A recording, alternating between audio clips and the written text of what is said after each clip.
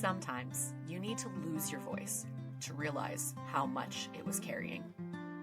Not in the physical sense, though trust me, I've been there too, but in the sense of presence, purpose, alignment. The kind of voice that doesn't just speak, it guides. The kind that lives beneath the noise. The kind that doesn't always shout, but truly never goes quiet either. I took a week off. Not because of burnout or scheduling chaos, although, let's be honest, those things are always circling, but because I needed to listen again. To myself, to where this podcast is going, to what you might need, and to what I was trying to say without actually saying it. And that brings me to today's guest, Margaux Miller. If you have ever stood in a room thinking, I'm not supposed to be here, or treated your natural talent like an accident instead of a calling, this conversation is for you. Margaux is a global host, keynote speaker, and TED.com featured presenter who has transformed what once felt like a side gig into a full-time, full-body yes. She travels the world, literally, to connect people across cultures, industries, and time zones. From tech stages to lecture halls to moments between airport lounges, Margaux lives in the in-between, and she knows how to turn a room, a moment, or a microphone into something meaningful. But here's what really gets me. For a long time, she didn't see her voice as something unique. She thought anyone could do what she does, and she thought that she was interchangeable. And now, she knows the truth. This work is rare, it's real, and it's hers. I spoke of her TEDx talk, which was later picked up by TED.com. Huge, by the way. It was more than a viral moment. It was a threshold. It was the voice within saying, hey, it's me. And the irony? She'd been speaking this truth her whole life. She just didn't realize people were listening, or that it mattered this much. This episode is about trust, not just in what we say, but in who we are when we say it. It's about learning to value the skills you thought were just personality. It's about being offered $5 as a kid to stop talking and failing. And now, being paid to speak across the globe. Margaux's journey is both hilarious and profound, and it's a mirror for anyone wondering if they're really allowed to do the thing that calls them most. Spoiler alert, you are. Okay, let's dive in. Okay, Margaux, I want to start with the idea of recognizing your own gifts, especially the ones that you didn't even realize were unique. You've said that you used to think that anyone with energy could do the job that you do, but what helped you realize that what you bring to the mic, the stage or a room, is not actually interchangeable? Oh, goodness. I think it was an evolution. It definitely wasn't one moment where I realized, oh my gosh, this is my career and I'm better at this than the average person. No, it was really, really gradual. And that was, I think, what was so interesting is that like you said, I thought for a really long time that it was something that many people could do. And I think even today, talking to people, there are plenty of people that have that opinion about my career, about the kind of work that I do, which is hosting stages, master of ceremonies, MC, different words in different countries around the world. I also do public speaking now. And then, I do consulting and things on the side. I have a big career in community building, and where I do like fractional work still for really amazing big clients. But my main focus, what I really love doing, is that hosting piece, and that voice that you talked about was something that I had many people over time tell me, wow, like you're really good at this. You should do this. You should start a podcast. You should, XYZ, things that involved my voice. But there was always this piece of my mind that goes, but is that really like a real career? How do you actually make money doing that, right? Mm-hmm. And of course, we know there are plenty of people making money doing that, but they all felt like celebrities to me, or they felt like people that were out of reach. I thought I had to already be somebody to then be able to start a show that was going to have clout or like make enough money, right? So there was always this like reason why it wouldn't make sense to really invest in doing it. And then I got the big catalyst, I guess, that I'm realizing as we're talking here. The big catalyst, I think, was when I did a TEDx talk in 2024 in June, and it got selected for editor's pick. And so they waited to put it out. There's a whole interesting thing about TED that we can talk about and kind of how things work behind the scenes. But it ended up not getting released with a big batch from my city. They waited because they wanted to do all this marketing campaign behind it as an editor's pick, and it got released in October. September maybe. Then a little while later, I got an email saying that my talk was going to go onto TED.com. So this is like really rare. Less than 1% of TEDx sessions get onto the actual main website. But that week that I was told that it was editor's pick and it was getting released, and the day it came out was the same week that the big corporation that I was like, big US company that I was working for, and I'm Canadian, so I was working with this big US company, that I found out that they were doing like huge layoffs, likely my entire team, a big part of the company. And so it was this moment of serendipity that my episode, my TEDx talk was coming out on the same week that this kind of piece of my career was potentially dramatically changing. And it was this like all at once moment of going, if not now, then when? Like if I'm going to trust myself and believe all these things that people have been telling me about my skills on stage, like if I'm going to actually believe it, why not use the momentum of a TEDx talk coming out? Because that's pretty great momentum, to trust myself and take a chance on it. And with the tech industry doing so many things, like so many layoffs across the board, especially I was managing a global community team, and community teams in general I've been watching friends at different companies kind of not have their roles anymore. And so the thought of like going back and fighting against all these really amazing people for a few roles in a very traditional kind of job environment versus taking the risk at this time that felt so perfect and deciding to believe people, it was the perfect timing. In a way, I was lucky that was happening when it was, but also like there's so much more to that, and we can get into some of it because it's not like all of a sudden it works overnight. There's still a lot that had to be done, but it was a really nice catalyst moment. Yeah, there's so much there, and I love it because, as you said, like in real time, you're like, I suppose that's when it all just started rolling forward, right? But there, Right. to your point, like everything had to have already happened the way it happened for that moment to resonate with you to say like, oh, this is the time. Like I recognize that. I want to follow up a bit. Like I got that too. So, in preamble, we were discussing like the whole idea of the voice. I got that too a lot in journalism school. I got the like, oh, they always wanted me to be the radio host. They always wanted me to be like whoever needed a voice. Mm-hmm. And even after school, I was like, is that what I want to do? And so having other people kind of tell you or reflect to you that that's something that you were good at. What was the resistance there? Do you think that you were like, okay, thanks, but also like these other things that I'm doing? Yeah. I think I always was like actually saying something along the lines of, okay, thanks, but how do I do that? Okay. And nobody ever had an answer, right? They just were really, it was so amazing that they were complimentary and, gave me over time for sure that helped build up that confidence and lose that sense of, maybe it was some form of imposter syndrome that was happening. But I think it was mostly just like misunderstanding of what was possible out there in the world. We know now that there's so many amazing, unique careers. But I think at the time I'd be like, yeah, I would love that. Or someone would say, what's your dream job? And I would say, I want to be Oprah.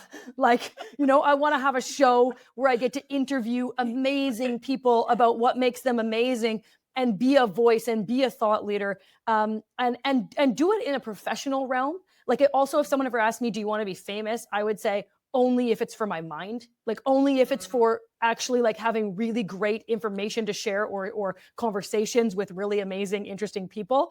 And so I love that even today, like saying that out loud, I'm like, wow, good for me, in a way, because it was so nice. But the thing is, when you say to someone, thanks so much, like, how do I become the next Oprah? Like I lived in a city in the middle of Canada. Like I'm from Winnipeg. It's not a city that has many people that you can point to who have done something along those lines. So how did there was no picture of how that was possible. Mm-hmm.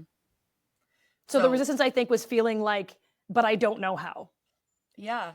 Okay. So now for the listeners that either know one or of us or both of us are like, okay, girls. So I grew up in Brandon. So the two of us are very much along Manitoba the same lines. girls. Like, yeah. Yeah. Like lots of opportunity, lots of stuff to say. We got lots to say, but everyone around us is like, I don't know. Like, I don't know how that's going to happen. They're like, but I'm sure you can do it. And you're like, okay. You got this. You're like, okay, it's going to take me a bit. Let me go out in the world and figure it out. But clearly you have. And, to that, that tenacity of recognizing that all the things that you were already doing that was allowing you to be able to stand in the space that you're standing in now.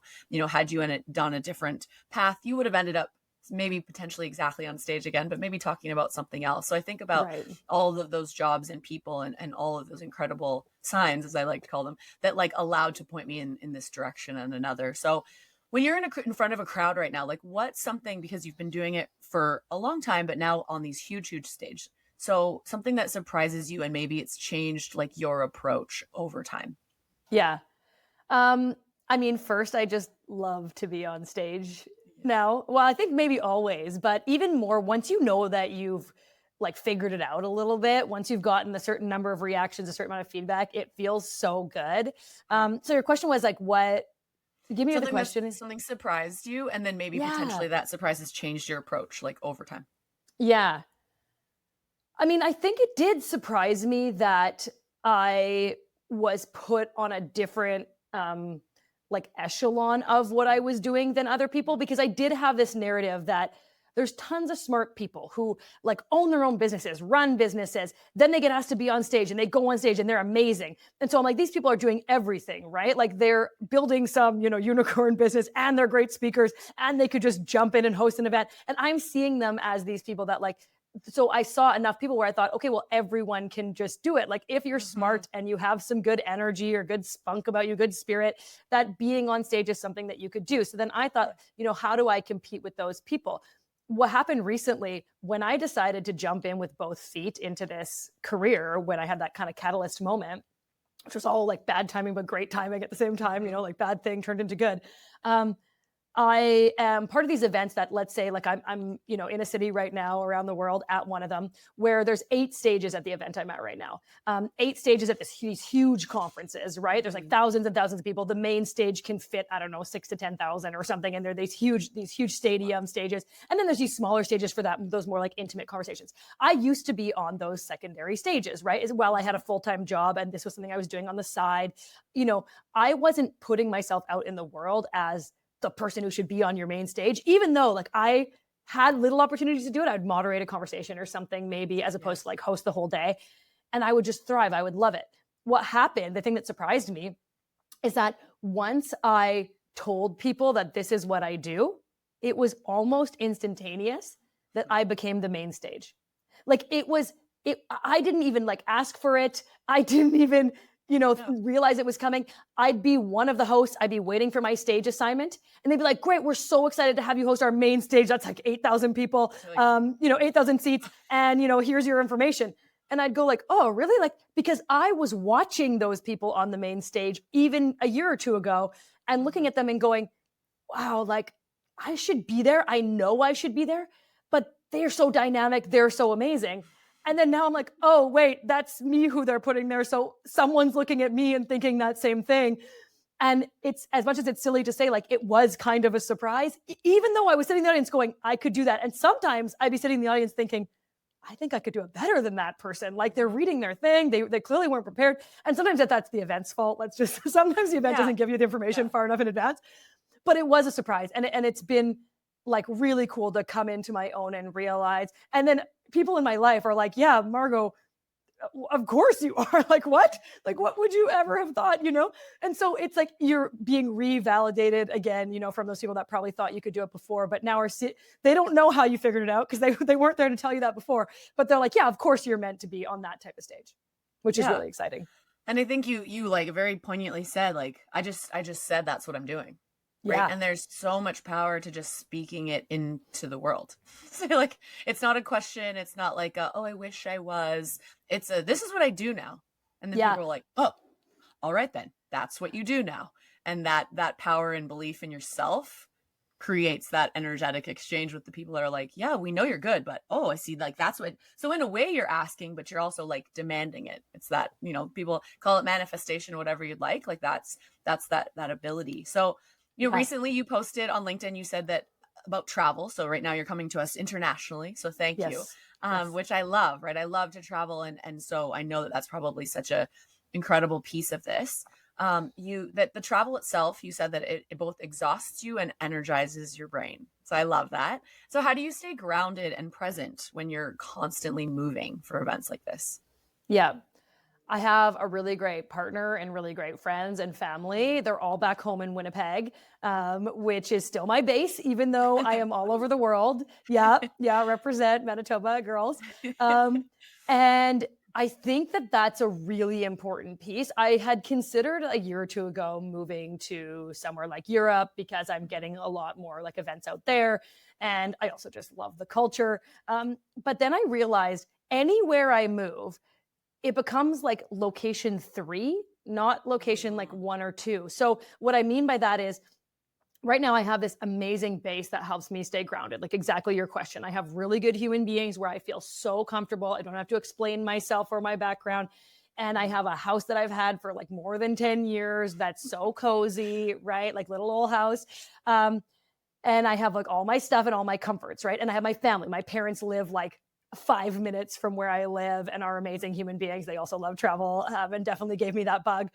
And so I have all of those things in place. So when I'm traveling internationally, like you say, it's like exhausting but exciting and energizing because I'm doing this thing that I love and I get to meet these really smart, amazing humans all around the world. But then I go home to my base and I get actual relaxation because there's no like figuring things out, trying to make new friends that aren't really deep and solid. Like there's all that is all there for me. If I were to move somewhere else, that kind of location 3 I was referring to, it's like, okay, that becomes your home. And sure, you can make it cozy and stuff. And it probably would take maybe like a year or so, right? By the time you like make a few good friends and they're actually a little more solid. But mhm. you tend to make expat friends when you live other places, in which case like they might be transient or leaving as well. So it's not that same solid base. You know this maybe a little bit, Cassie, but Yeah, and then yeah, and then Winnipeg becomes somewhere you still have to go visit. So because yeah. you still want to see your family and people you love. So now you have 3 locations. You have like the travel everywhere location being one bucket. You have your original home with the people that you love, and then you have this new place that yes can become a home but is like another location. So you're never really relaxed because you have to like add another location to your trip, which is where you might normally have relaxed with your family, but now it's a trip as opposed to a calm spot. So it just like as I thought about it more and more, and I had a lot of pressure. Like I had a lot of people being like, "Why are you still living there? Like move. You could be at a bigger airport hub, or like you could have more opportunity, or whatever." Yeah. I'm actually, even literally as I'm saying this to you, thinking I'm kind of proud of myself for staying where I am in a way, at least for now, right? Like I have a lot of good stuff. There's still a pull, to some of those amazing cities in the world, but I feel like I get that great balance. I get to like see the world and do all these amazing things because I'm hosting events and speaking at events all over the place. But then I get this amazing base with like cabin country and really great humans who are there for me, and Yeah. that are just like ready when I'm home. And I'm really lucky that I have people that allow me to like come in and out and stay really solid. But I think that's what long form friendships can do. Yeah. And I think, there's always been a lot of talk about this whole like work life balance. I'm a little bit like, about that word because here's the thing, like, there is never going to be balance. Like, it's not as if this perfect unison like line exists across your life, especially with someone like yourself who has these massive outputs of energy where you're on quite literally from the minute you get probably off the plane to the moment you get back on the plane, right? Sometimes, and I'd even argue like sometimes at airports you're just like Yep. still on and you're still meeting people and you're having this experience and you're like, holy, I'm not even relaxed. And so if you have that knowledge of where that place is, who those people are, then it is as relevant for you to choose and be consistent with that choice as it is for you to recognize that people are going to tell you like, oh, well, Winnipeg, insert whatever city, isn't necessarily where you should be, right? Hmm. Like with my journalism career, my broadcast career, which is, on again, off again, but like has these really incredible moments. It has more to do with the fact that I choose not to live in Ontario. And if I could be in Toronto, then maybe my opportunities would have been more abundant. And Hmm. sometimes I like, I'm like, oh, about that. But I've had interviews with producers and said the exact same thing. Like, I know what you're going to tell me, that because of where I live, and I live in Calgary now, which isn't a small city, but that said, it's still too far. It's too west of where they believe certain people believe that the hub of everything is. And in some facts Right. that's okay, right? But Yeah. this is where I also like recharge and I'm able to go on these big trips and come back and know that the places and the people that I've chosen. So there's power in that. And I think that people try so hard and maybe too hard to make it look more perfect in one single space, but it's not just that. You need to know that like there's actually somewhere, and maybe it's your house, maybe it's maybe it's home, like your original home, but to know that you have to go there with those people and make that space and It's different for everyone, but so kudos to you, because I know that that can get very challenging. And Yeah. I like, yeah, Manitoba has a vibe, and you can echo this if you'd like, but every time I meet someone from Manitoba, regardless, and there are a lot of us in Calgary, some of whom I knew were here and some of whom I'm like, oh, you live here? I've never met someone from Manitoba that I'm not like, oh, we're already friends. And like, Yeah. I just there's totally a, felt like that about you when we met in for like officially, Cassie. yes. Yeah, absolutely. Yeah. And that's just like, that's that prairie proud, like, I don't That know what it friendly is, something in the Manitoba license water. plate. Yeah. Thank you. Let's keep it. And as maybe you saw recently, Winnipeg's coming out. I think they're actually going to do it. So on April Fools, they put out that like, we're the middle child of Canada campaign, and it was a joke. And then everyone loved it so much that they're actually going to go forward with it. And I love it. Like, just the middle child of Canada. I'm like, it's true. It's true. There is something. I'll have to see about what that. my friends are thinking about it. I haven't even been home since that was released. I've been Okay, on the well, road. I've been flying stand around. by. So It's coming yeah, up. yeah, yeah, It was yeah. a I'll joke circle that back. turned into I'll a circle real back. thing, but Yeah. very prairie, very prairie. You said something that really stuck with me, and this is that, like, that it took a long time to believe in yourself. And was there ever a version that, you know, of yourself that felt like she had to stay small to be safe in the past? Kind of, in a certain vein. So on the one hand, if you talk to anyone in my life, they would tell you that I have never been like shy, quiet, afraid of anything. Like, so on the one hand, I've always kind of known that I could do whatever I put my mind to. I think I just didn't know that these things were actually possible. So I would do really well in whatever career I had picked, but didn't know that I could pick this kind of more rare career that I'm in now. And even literally today, my family doesn't understand what I do. Like, they're going, do you have a job yet? I literally was asked the other day by my grandparents. I'm like, yeah, I have like 5, at any given time. So it's like, it's hard to explain it a little bit. So I think therefore, like, I didn't even know how to do it and how to call it like an actual career. So, but yes, there was always that confidence. But where I say, yes, there was a bit of an issue there was, oh goodness, Cassie, give me the question again. I've just lost my Where train of you said thought. to stay small. To stay small. Yes, yes, totally. So where there was an issue there is that I was in a city that I could eat like a little more easily be that like big fish in a small pond explanation, right? And you're from a very small area too, so you understand that probably. And I'm sure like with your success in sports and things, when you go back, it's probably like you're a big deal, right? And so there's this like, if you stay in that kind of environment, you can feel like a little bit more of a big deal. You can get VIP access to all the events you want to go to and stuff because you're not really like you're not. Yeah, sure. But me and Winnipeg or whatever, me and Winnipeg, it's a little bit bigger. But for those not understanding, Winnipeg's like just over 800,000 people, under like around maybe 9 now. Yeah. So less than 1 million. 50,000 friends. Yeah, Cassie's hometown is more like a town than a city. we won't go there too much. But yeah. So it was like big fish in a small pond. Even when I was young, when I was like one of my first jobs, I remember my boss even said to me, we're excited to see what you do when you leave here one day. We know you won't stay here forever. We see you like you could be amazing even in a city like Toronto, right? So that it was like you could make it even in a big city, right?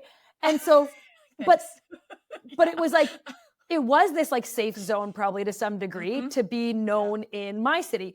Now, what I think is so amazing though, is that I can go bring all this global knowledge and energy and insights and bring it back to this city that I love, that did give me so many opportunities because I kind of wanted to stand out. So like, yes, I was always confident and I was standing out, but also there was probably like a safety zone that I kept myself in. But now it's so fun because now I'm coming home and people are like, hey, we want you to, do this event with us because it's, for this cause that we know that you care about, and I'm willing to do it and I'm excited. And it kind of makes me like feel good, to be able to bring all this back to my city. And there's a ton of amazing people in Winnipeg. It's not like I'm like one unicorn, but it's fun to be in that space and to be able to like come back and give back from the things that I'm taking from other areas. I love that. And so, reflecting on that volume that you now own and like command everywhere you go. So, in the world that rewards volume often, how do you make sure that your voice, Margaux, is like the real voice, doesn't get lost in all the noise?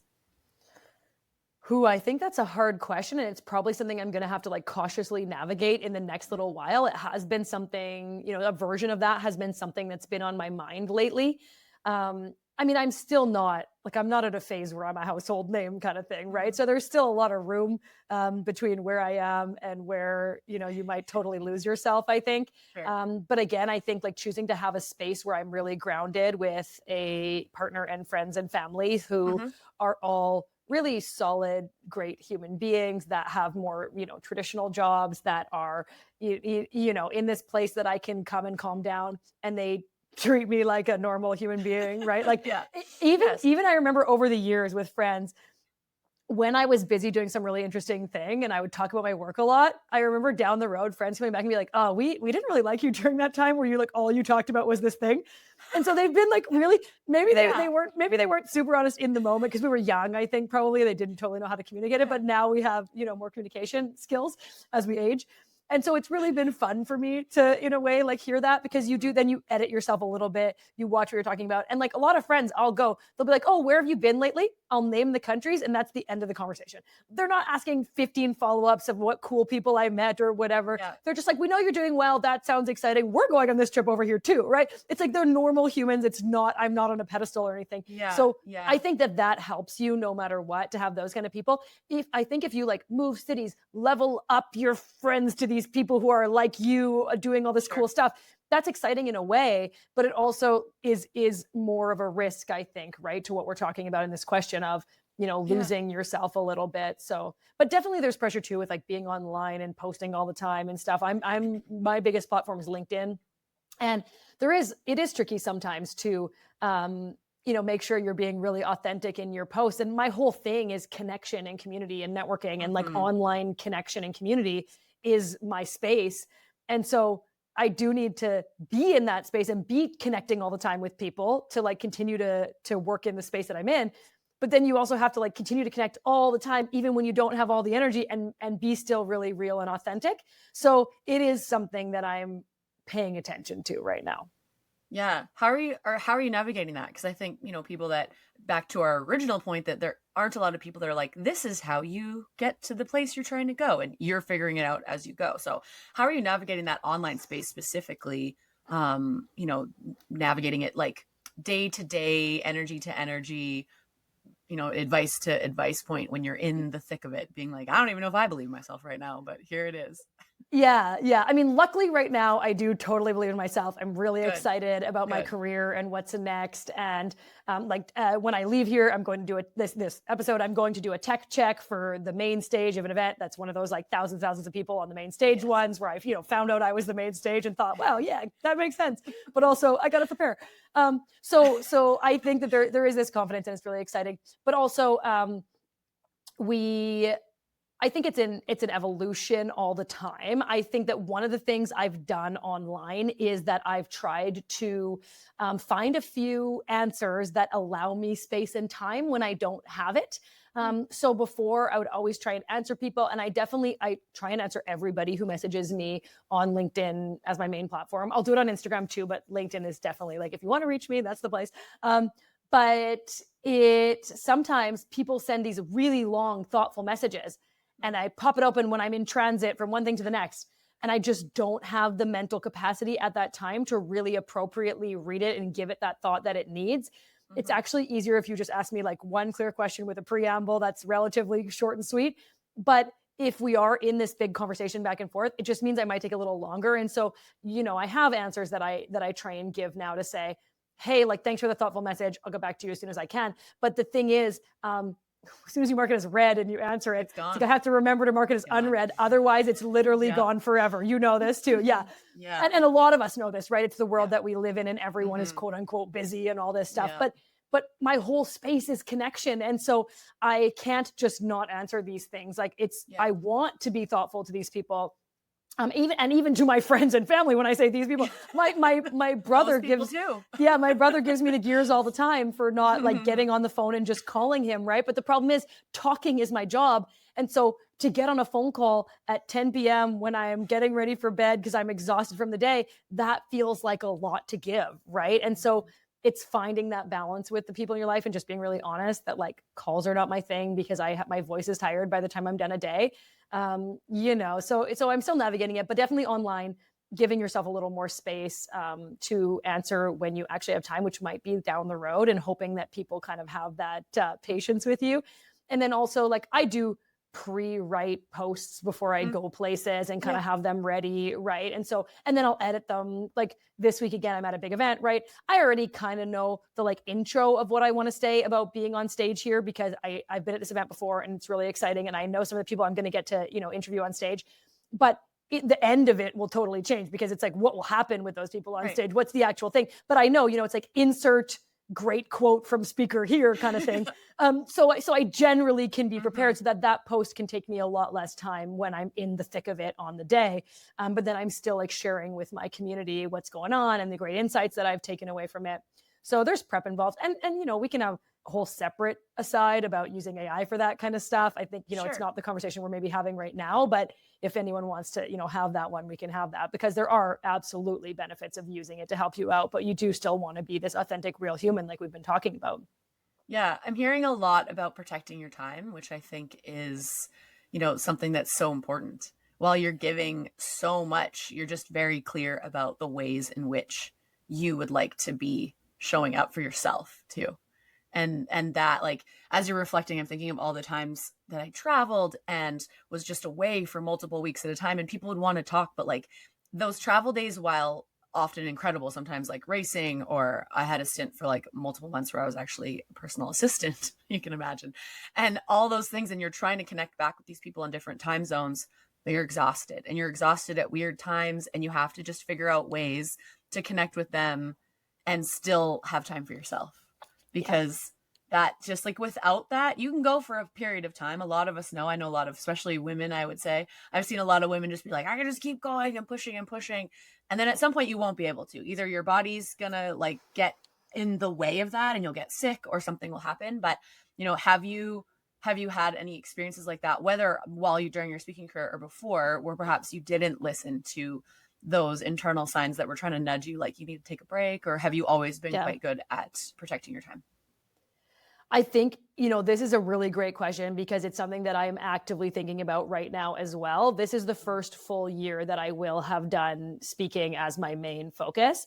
And it does take a toll for sure, more, I would say, than a traditional job, especially because I'm doing fractional work at the same time. So I am doing some like regular desk job days. And then, but it's like amazing big clients that I've wanted to work with for a long time. And so I'm doing it. So right now I am in a space where I'm like, okay, it is entirely possible that you burn out, be careful. And I'm talking to myself about it kind of. But the thing is, until you've really faced it, I don't totally know what to look out for or how to stop it. So I'm conscious that it's possible. I'm going, make sure you take time to yourself. But I'm also going, I have these 3 jobs this week, and I have this computer work to do, and I have this call to get to, and I have this podcast I'm doing. And so, and I don't yet have a team behind me, Cassie, which I think like soon will be a reality that I need. So if someone's amazing and they're listening, like, please feel free to reach out. I don't know what I need. Find her. Yeah. Find me on LinkedIn if this is what you do. I don't totally know what I need help with, because it's just like, there's just a lot happening all at once. I wasn't even sure if I could make a go of this, right? And now all of a sudden it's happening, right? And it's happening, and it's kind of already happened when I didn't notice it happening. But also, all that said, I have some really close friends of mine who are these women like us, like these really driven, amazing women doing great things, exactly like you were saying, just like pushing through. And I've watched 2 of my friends really recently face some form of burnout. And they're just these people that I look up to that are so smart, and they have their own businesses, and they're really amazing. And they seem, you know, joyful all the time when I see them. And so to all of a sudden have those people that I see a kinship to, that I see being somewhat like me, right? Like, no one has the same background of life and everything, but I see them like me. And then all of a sudden they're facing this. And obviously it's not all of a sudden, we all have some kind of buildup, but I'm going, ooh, is it possible that I'm also like on that path with everything I'm saying yes to right now, because I'm growing this new business and this new brand for myself? And so it's all definitely top of mind. Like, you've asked this question on a day where I'm totally conscious that is possible. On the flip side, I would say that I am very good at taking space to myself. There's a few things that I do that I think like anyone could easily do, but I just like luckily have the like intuition to do them. So Yeah. I actually not on my phone that much, surprisingly. Like even though you're seeing me online and an online connection is what I do it like strategically, and then I put my phone away. Like Yeah. while I'm watching a movie in the evening to relax or something, my phone is face down so I don't see any alerts. It's Yeah. usually within somewhat arm's reach. I'm just like, I'm not that good yet, but it's face down. Like I'm not letting it give me that like immediate Yeah. pop up where I need to grab it and see, because I know at that time of night there's like nothing I need to be doing. And there's always something we need to be doing. Like I definitely have this anxiety often of Sure. my task list is never ending. Yeah, that's But right. there's a point in the night where you know your brain is not going to do anymore. So then I do something like that. And that sounds so small, but it makes such a difference. I don't do like phone time in bed or computer time in bed ever. I like watch TV in the living room and I decompress and I do phone stuff. And then I set my alarm like as I'm walking into my bedroom, and then the phone goes face down on silent, like for the night. And I don't look at it again until the morning. So there's things like that. I'm really good at getting like my full 8 hours of sleep, but also it's because my body tells me I need it on Yeah. event weeks like I'm Same, on right sister, now. same. Yeah. Yeah. You cannot interrupt my sleep. I can do it. Like I can run on less, but I'm like, I Yeah. can get 8 hours if I need it or Technically more. I can, but there Yeah. are times if I'm like event weeks and stuff, there are times where the next day, it's like when you're like in university and you write an exam and you push through and you get sick like the day after the exam, Yes. and you're like, well, at least it was after, but it's because you've like pushed yourself to this point, right? Like you were asking, you know? With event weeks, like sometimes you just can't get them because there's mixers you're expected to be at afterwards. There's night events, There's right? no Like I'm stop. sure Yeah. it was the same for you Yes. with Yes. athletic endeavors, right? Yeah. You're done the race, so they're like, come to this after event with media and whatever. And so it's like that, where you can't always get it. And I can feel my body. It actually feels like I'm ill. Like it feels like I'm achy as if I got the flu, but I don't. Like the very next day, that achy flu feeling will be gone. But it's if I don't get my 8 hours and I'm pushing harder than like what you normally do during a day, then I can physically feel it. And so as a result, I've like totally lowered my alcohol intake. I say like if it's a flight day, it's 0 the day before and 0 the day after. Yeah. And so they're just like easy things. It's so tempting to want like a nice drink, whatever that thing is that you love when you land somewhere and you're excited about the event and you know you have a day still before it starts or whatever. But I just know from experience, I will not feel as good. And people are like, well, what? As if one, you know, whatever. But You're like, luckily yes, now, one. I'm like, my body just tells me so fast. And so I'm lucky in that Yeah. way, but it's also the kind of thing that like anyone can do very easily to make themselves feel a little bit better. And I just think like all those little things hopefully will keep me in a space where I don't end up facing some kind of like actual stop in my career because I burn out, or lack of a better word, like some other thing happens. But I am conscious that it's possible because I am still really pushing. And there's a lot of days where I'm nervous about my task list and I'm pushing. So I don't know. Like, hopefully we don't talk a year from now and I'm telling you how to avoid burnout because it happened to me, you know? Just call me. But let's see. Yeah. Yeah. And I think what I'm catching there a lot, and this is what, you're saying like anyone can do it. The part that I had to practice a lot, so I'll just put a finer point on it, is the paying attention to your body. So as you mentioned, like, as a professional athlete for a lot of my life, and I would have said at that time that I was like really good about knowing my body. But I'm going to be honest here, like full transparency, I knew my body as a performer. I knew what I needed to do to be the best in the world at something very specific. And so, yes, I could like kind of play that game with myself for as long as I needed to.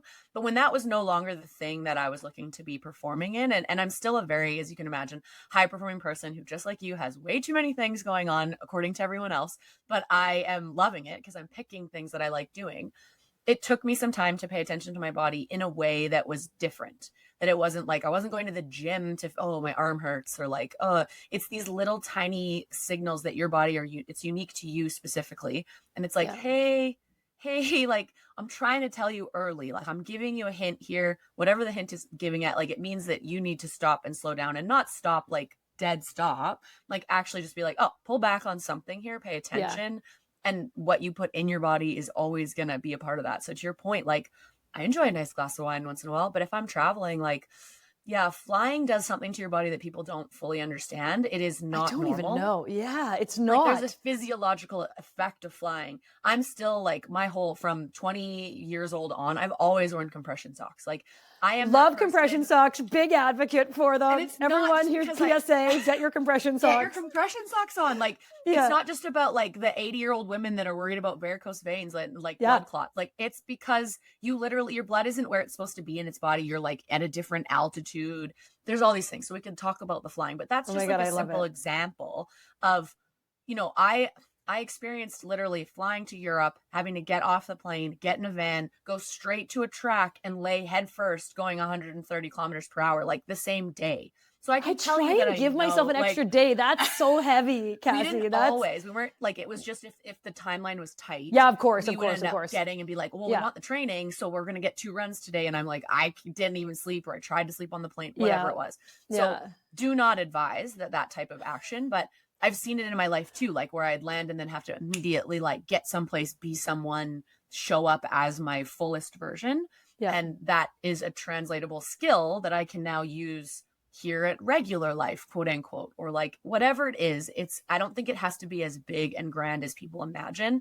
And that's what I wanted to just like point at, because people are like, oh, well, Margaux's a big international traveler and Cassie was on Team Canada. So no, it's the same for you. It doesn't matter like how big the thing is. If you want to take care of yourself and be able to like at the height of whatever it is you're after, there are small things that you can do every single day that will help you feel like the rock star in your version of what rock starring looks like. Yeah. And sometimes there's sacrifice for that, right? Yes. That's what I was going to say. Like, it's for like, you and that being part kind of selfish, sucks. though. Yeah. Yeah. It's like, it is this balance of that. And then the thing that sucks the most is when I'm in that space at home with my friends and family that I want to see, sometimes that's my like recovery time and I don't have the capacity in me to see them with my full energy. So I feel like I'm giving them like half of me, which is like a whole other struggle. And you have to have a partner that really like appreciates that and friends that are okay doing that. But you'd be surprised. I like challenge anyone to test this out. Your friends, they want to go out for like dinner and drinks because they haven't seen you and you're going out. The amount of times that I've said to a friend, can we just go for a walk? I need fresh air. I've been in like airports and whatever and conference centers, like what, and can we go for a walk and have a cup of tea? And I live in like a winter city, right? So like cup of tea in the winter is kind of normal. And the amount of times where they're like, oh, I was hoping, I was debating canceling. Like I also had a busy week. Like you're not the only one who's busy, even though you feel like it when you're coming home. So their busy might just look different. It might be kids. It might be, a job with really long hours in an office and they feel the lights from the ceiling are awful and they also want to get outside, right? So we all have a different version. So the amount of times, like I would just challenge you, ask the people in your life if it's okay to change what your plans are to something that might suit your body better that day, because a lot of the time they're very happy to do that. Yeah, I just saw something the other day that made me be like, thank you, we're finally figuring it out. Like Toronto's having these rave morning parties with coffee. They're just like little dance parties in the morning. And I'm like, yeah, I'll go to the party at 8 a.m. and have a cup of coffee. Like, please don't call me after 9. I need to go to bed. But oh my gosh, I think we're meant to be real friends, Cassie, because I'm the same. I'm like, let's have the best time until 9 p.m. And then I run a shower and go on my couch and 100%. Like Homer Simpson. I'm just bye. Because I got things to do tomorrow and I want to be able to do them and not be just a total bag of, exactly. So I love all of that. And I think some really good takeaways too, that are just so like, I think undervalued. Like people are like, well, that's not the point. I'm like, no, that is the point. Like, it doesn't matter what you're up to. It's what you do with the other 20 hours of your day that are going to give you that like incredible 2-hour output at the thing you're trying to give. Back to kind of like your international travel. I'm wondering, because I got so much out of all of the international friends that I have now, and I wouldn't trade it for the world for those experiences and those just like lenses that I got to look through. What have you learned about people through all of your global connection? The first thing that comes to mind is that we're all a lot more similar than you might think. And I see you nodding, so I think you maybe have faced or realized this as well over time. I absolutely am like you. I have amazing humans and friends all around the world now, and connections, and my, the network that you can grow when you're doing this is really amazing. But only if you actually like have deep relationships with these people and not just like make a LinkedIn connection. I think what's so cool is that like my TEDx talk is about how to make better connections online. But the biggest thing that I say in it at the beginning is this is not a talk about you being an influencer. Like, I don't have a million followers. I don't even have 20,000 followers, that's not, and I'm sure it'll continue to grow. So maybe one day you'll look at this and I will, Yeah. but that's not my focus. My focus is real connections, real relationships where I can message you after or call you after and we can collaborate on something, or you can ask me for a favor or an introduction to someone and I know you well enough that I can do that for you, right? Like, that's ideal for me. And so it looks a little bit different when you're traveling internationally or at any event. Like I say to people often, try and make 3 really solid connections. Like, go for lunch with them, spend the day with them. If you connect with someone, like, keep hanging out with them. Don't be like, I really connected with you, let's do a call in a month, and then go on to the next person. Like, why? If you really connected with them, solidify that, like, go with that, because that's going to be way more beneficial to you in the long run. So when I talk about connection and online connection, it still has to be so meaningful, right? So yes, it's been amazing. But I think the thing that I realized is, like I started by saying, we have so much in common. People have different difficulties in their lives because we have turmoil around the world. And I have met people in amazing humans in areas of the world that are really difficult to live in right now. And so we are not the same in that way. Like, we are very safe in Canada and very, it's a different environment that we get to live in every day that we're so fortunate to be in and to be from.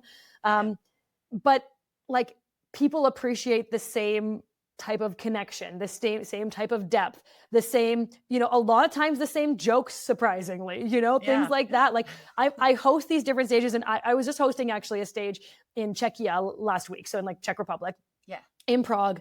And people in like Central Europe, Eastern Europe, they're known for having a different level of like straight face and like a different openness. Right. And I had talked to the organizers and stuff, and I went into the event with my same approach, like a lot of energy, which you can feel in this podcast, I'm sure, and being like big. And they were like, yeah, go, let's see what happens. I ended up being like ranked the highest of all the speakers. I wasn't a speaker, I was the master of ceremonies, right? But it was on the like survey, it would look like a speaker kind of thing. And I was the highest ranked of all the speakers, meaning like, even though the culture is totally different, the like straight face, I didn't get the loud laughs like normal or whatever, but underneath it all, people still totally appreciated the fact that I brought energy, that I was professional, had my stuff memorized, knew what to say about these speakers that would make them sound exciting and not like reading a boring bio, all those things. Still resonated with the audience at the end of the day. I'm sure one guy told me in the first 2 minutes, they were like, what is happening? This girl's a lot. But then once they like realized that I was Canadian and who I was and all stuff, they really enjoyed it. So it's really, really cool to see that, human beings like psychologically respond to a lot of the same stuff, and that we aren't all that different in the end, right? So if you just approach people with kindness and openness and curiosity, right? All of those things build trust and make people like you. And you like them in return. There's a lady who talks a lot about this, Michelle Tillis Letterman, the 11 laws of likability, and you can read those, and they're like, they're pretty global, and that's like, we all want to be seen. Really, at the end of the day, like, you don't need to be understood fully, but we would really, really like to be seen as individuals. And when you show up, like it sounds like you do on stage, and if you haven't, listened to and watched her TED Talk, like, do so, because showing up vulnerably and with that truth, people like are like, oh, I see her. And it's possible that, especially when you have a conversation with you, that you see them and then they're like, okay, like I get this. And it opens you up, right? It doesn't matter what language is your first language. Like, there's lots of times where I met international people that English was their second language and it was my favorite. And it's still to this day my favorite thing now that I've done. I speak a second language. Thank you, Manitoba, for being an immersion world. Exactly. Yeah, me too. And I love that. I love being like a translator for people, because you know where they're headed in their conversation and you can help them while you're like talking to other people. And then you feel like that more I always said, as I got older, I recognized that it was a dot connection that I was doing, right? So back to your connection, I'm like connecting the dots with people. I understand, you meet people, you know who else is going to like that person. One of my favorite things to do, and because I have, and you can echo this, is I have a lot of friends that are like from different groups. They don't all meet very regularly unless they're with me, right? Like, I meet them here and I meet this other group over here. But when I have a birthday, it's like my favorite thing to do is make them all come to one place together. And a lot of them have never met each other. And Are I'm we like, the same person, Cassie? Like, this is literally what I do. I watched them all just make their little friendships, and I was like, Yeah. "You're welcome."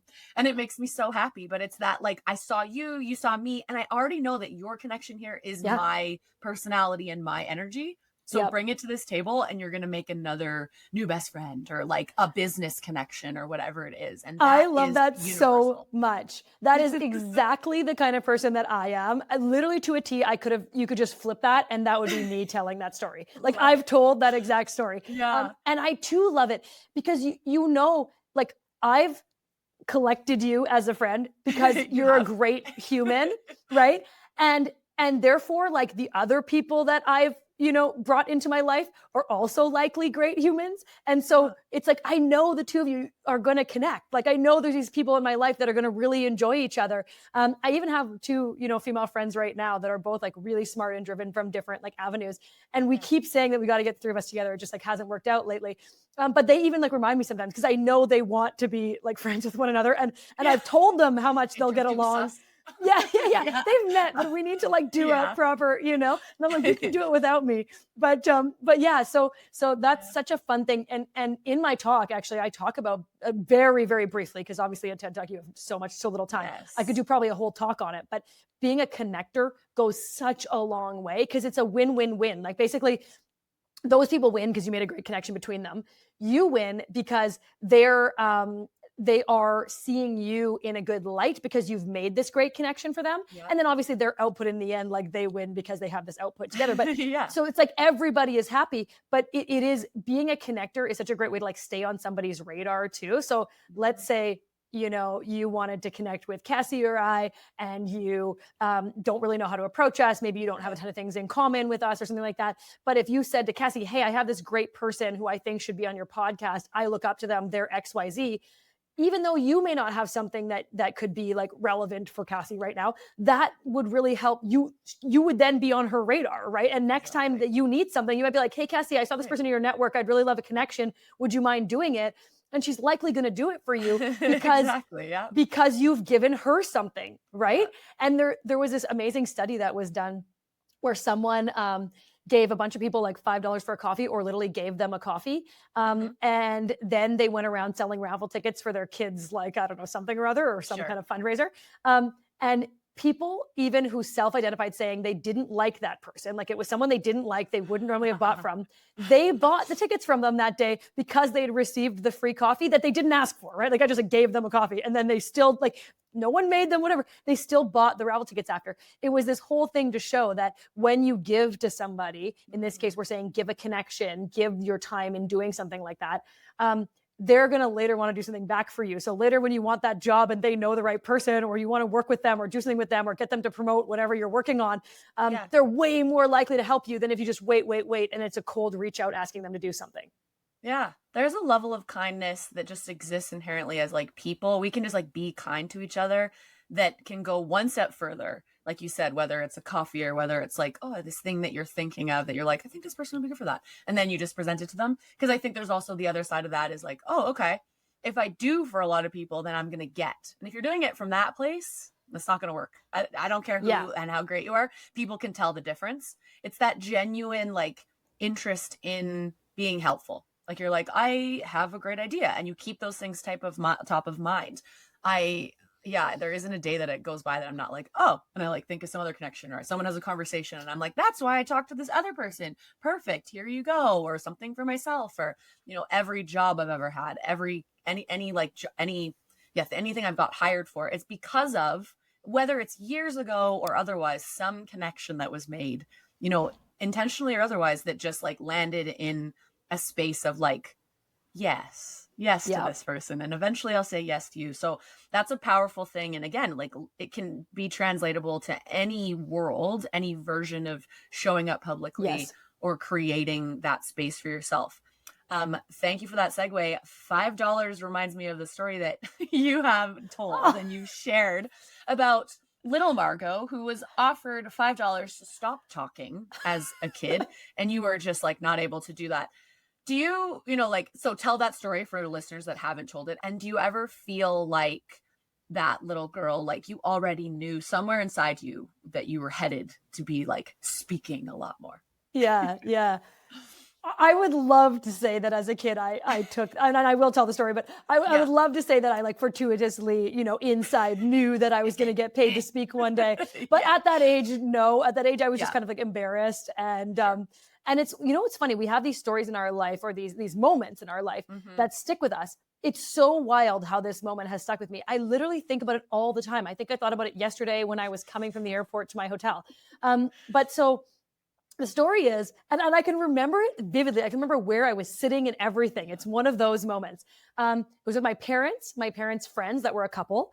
They were Mm-hmm. kind of like an aunt and uncle to us, but they weren't actually related, but they were like really in That's our very lives. Manitoba of you. I was like, Yeah, everyone right. was an aunt and uncle. Carry Right. on. They were Continue. very much in our lives. And my Yeah. brother and we were in a boat at our cabin, like lake houses and cabins and cottages are like a big thing where we live. Mm-hmm. Mm-hmm. Cassie knows this. And so we were in the boat coming back from the beach or something to the cabin. And it was maybe like a 15-minute boat ride or something. And I'd obviously been talking loud and so much that day. And if you didn't already notice, I talk fast and I talk loudly and with energy. And I think that they were just like tired of hearing my voice. So this couple, this aunt and uncle, offered me $5 if I could stop talking for the whole boat ride back to the cabin. So I was wrapped in this towel because we've been at the beach and it's cold in the boat once you're moving. And I was just, bound to do it. I was like, I'm going to get this $5. I'm so like $5 is so exciting as a kid. Right. Mm-hmm. And then a few minutes later, my brother like splashes water on me is what's in my memory, or punches me or something, but I think splashes water. Some And I brothers. yell at him, right? Like naturally, I'm Yeah. like, bah. And then I'm like, but it's his fault. So I still get the $5, right? And they were like, no, you talked. Stop talking. Like, too bad. We gave you a chance. And like to this day, I'm like, I just couldn't do it even for 15 minutes. Like, but I definitely with my brother and I told him this story and he has no recollection of this happening. I just told it to him the other day. He's like, I don't know. No. Cause it's like, it's not a formative memory for him. Right. But for me, I thought about it all. I think it just like came up in my memory over time because it was this thing where, talking so much is bad, is annoying. I'm too loud. Like women, especially, I think, are told often to like, we're told often to have a voice, but I had a voice that was like too much, right? And so it's like there's this spectrum, and we have to be like right in the right spot of it. And even as an adult, like in jobs, I was told that I like intimidate colleagues with the strength of my voice and how direct of a communicator I am, right? And so Yeah. it actually sucked so often. Like I had really hard moments going like, people don't like the way I communicate. It's too direct. It sounds like intimidating. I had tons of women, like even friends of friends that would be like afraid of me because of my direct communication. I'm like, what? I'm so nice. Like, but it wasn't a matter of being nice. It was just like that they weren't used to this like strong voice. Right. And so for so long, it was a negative quality. And then now, come full circle, like I'm being paid to speak, to keynote speak, to host, to MC. Like that is what I do. And so, wow, what a moment of taking like something that was a negative, and then realizing that actually there was a space for it and it's such a positive. So, I don't know where we take that for other people and like what they might see, because I think that's a unique like quality to have found that in. Well, I imagine there are others, but there's something in your life, I'm sure, that you see as a negative that actually is so positive in the right environment, in the right hands.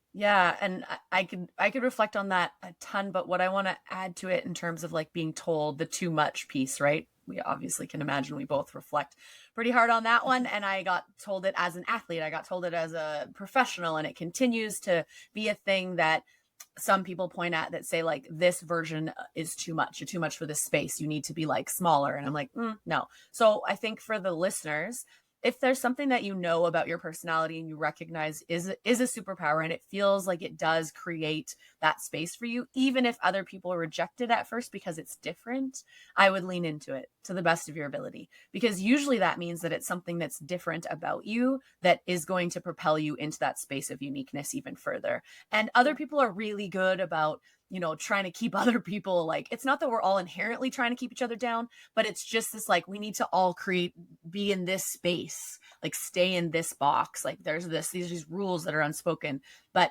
it's the people that push out the walls on those things that really help the rest of us and the rest of the world and that community and the globe, like, understand that it doesn't have to be a certain way. And if we all thought the same, we'd all be sitting in one very boring planet doing nothing. So I think it's for the best that, some of us are loud and some of us are quiet, and those things are celebrated. Yeah. because otherwise, how would we be able to have conversations like this where, yes, there's so much we've never met, like, dear listeners, like Margaux and I have never met. And now I know that this will be something that, will propel us into a world where I have this sensation that we'll probably be like sharing a stage something, or, you just never know. 100%. Like, people will be like, that's a 100%. lot of energy. What do we do with this? They just keep us on both sides and we just control both sides of the crowd.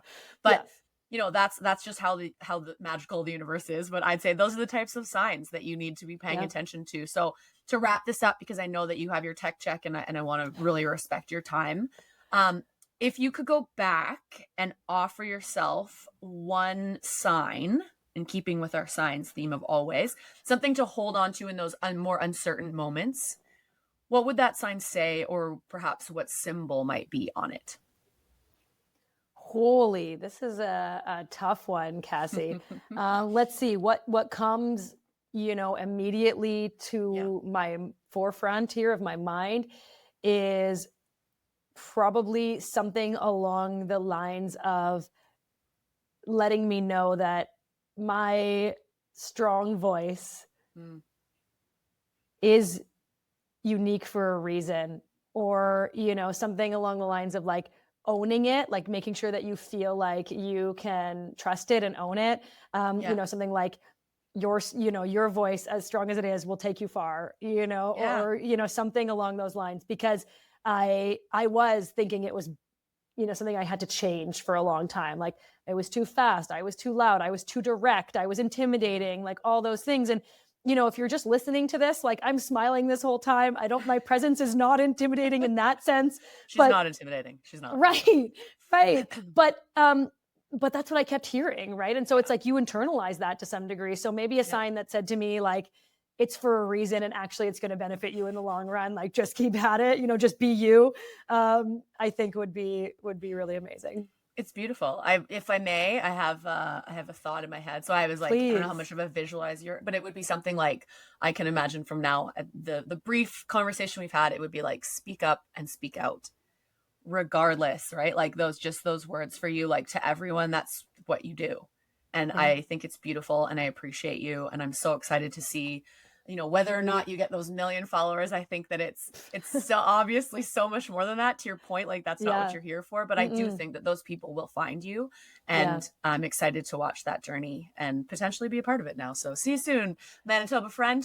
Yeah, we're stuck with each other now, Cassie. So here we go. What's next? All right, so the world can stay tuned for more conversations. What do you want us to collaborate on? Let us know. We will do it for you. Tell us in the comments. I'm ready for that. More. I don't. My docket is not full enough ever. So, right. Okay. Exactly. Yeah. You and me both.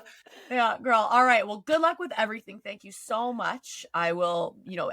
People reach out to Margaux. Like, send her those questions and preambles, and let's get these connections continued. I think it's so beautiful, and I appreciate you so much. Thank you so much for having me, Cassie. It was wonderful. Sometimes we're so used to performing confidence that we forget how long it actually takes to build it. Margaux said something that stuck with me, that for the longest time, she didn't think her gift was all that special. And yet now it's the very thing that's taken her around the world. It's funny, isn't it? The way we often need to be shown who we are, not because we don't know it deep down, but because we've been taught to doubt it. This conversation reminded me that the voice within, the one we try to quiet, the one that nudges, that persists, is almost always right. It might not be loud, it might not be clear, but it's true. And just like Margaux, many of us are walking around with talents we've underestimated because we haven't seen someone else do it that way. Because no one told us it could be a career, because we've been holding the mic, but we've been afraid to speak. If that's you, I want you to know that's the sign. You don't have to wait for someone to choose you. You don't have to shrink to fit in. You don't have to keep saying, maybe someday. Maybe. Today is the day. Thanks again to Margaux for being here and for bringing her full, vibrant, grounded self to the mic.